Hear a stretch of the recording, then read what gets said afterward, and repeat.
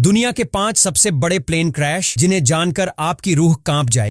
Helios Airways flight 522 14 अगस्त 2005 को एक Boeing 737 विमान जो साइप्रस से एथेंस होते हुए प्राग जा रहा था, उड़ान के कुछ ही समय बाद अजीब तरह से रडार से संपर्क खो बैठा। जब एयर ट्रैफिक कंट्रोल ने जवाब नहीं मिलने पर जेट फाइटर भेजे तो उन्होंने जो देखा वो किसी हॉरर मूवी से कम नहीं था। प्लेन ऑटो पायलट पर था और उसके कॉकपिट में कोई नहीं था जो होश में हो। असल में टेक ऑफ से पहले केबिन प्रेशर सेटिंग मैन्युअली बदली नहीं गई थी। इस वजह से धीरे धीरे ऑक्सीजन खत्म हो गई और प्लेन के सारे पैसेंजर और क्रू बेहोश हो गए। प्लेन करीब 3 घंटे तक ऑटो पायलट पर उड़ता रहा और फिर एथेंस के पास पहाड़ों से टकरा गया। इस भयानक प्लेन क्रैश में कुल 121 लोग मारे गए। सोचिए, एक ऐसा प्लेन जो बिना किसी होशमंद इंसान के 3 घंटे तक हवा में रहा। ये घटना दुनिया के सबसे रहस्यमयी और डरावने प्लेन क्रैश में से एक मानी जाती है।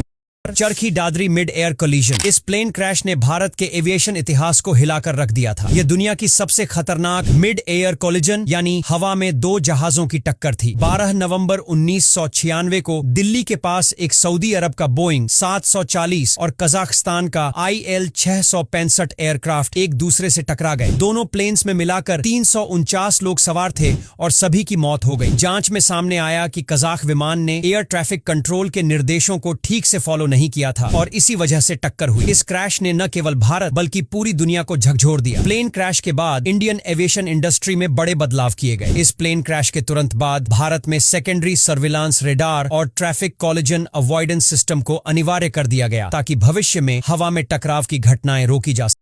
Air India express flight 1344। Kerala में साल 2020 अगस्त का महीना था। बारिश हो रही थी और चारों तरफ धुंध फैली हुई थी। दुबई से कोझिकोड आ रही एयर इंडिया एक्सप्रेस की फ्लाइट नंबर 1444 जब लैंड करने जा रही थी तभी रनवे पर उसका बैलेंस बिगड़ गया। ये विमान रनवे से फिसलकर 2 टुकड़ों में टूट गया। इस भयानक प्लेन क्रैश में 21 लोगों की जान चली गई और करीब 100 से ज्यादा लोग घायल हुए। इस फ्लाइट में बहुत सारे वो लोग थे जो कोरोना के चलते विदेश में फंसे हुए थे और वंदे भारत मिशन के तहत लौट रहे थे। सबसे दुखद बात यह थी कि इस प्लेन के पायलट कैप्टन दीपक वसंत साठे जो कि इंडियन एयर फोर्स के एक्स ऑफिसर थे, इस प्लेन क्रैश में अपनी जान गंवा बैठे।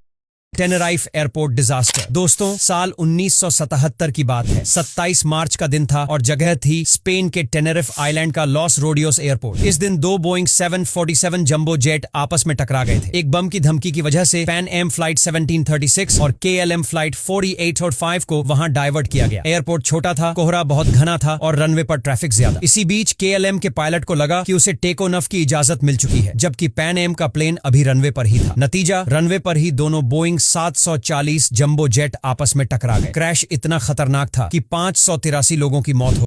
Japan airlines flight. इस प्लेन क्रैश को अब तक की सबसे भयानक सिंगल प्लेन क्रैश माना जाता है। जापान एयरलाइंस की ये फ्लाइट 12 अगस्त 1985 को टोक्यो से उड़ान भरने के थोड़ी देर बाद ही क्रैश हो गई थी। प्लेन में कुल 524 लोग थे, जिसमें से 520 लोग मारे गए। प्लेन क्रैश की वजह थी पिछली रिपेयरिंग में हुई एक छोटी सी गलती, जिसने कुछ मिनटों में ही इतने लोगों की जान ले ली। प्लेन क्रैश के वक्त प्लेन करीब 32,000 फीट की ऊंचाई पर था और उसमें से पीछे का हिस्सा फट गया, जिससे कंट्रोल सिस्टम फेल हो गया। प्लेन ने करीब आधे घंटे तक हवा में जूझते हुए आखिरी में एक पहाड़ी से टकराकर धमाके के साथ क्रैश किया, जिसमें सिर्फ 4 लोग जिंदा बचे थे।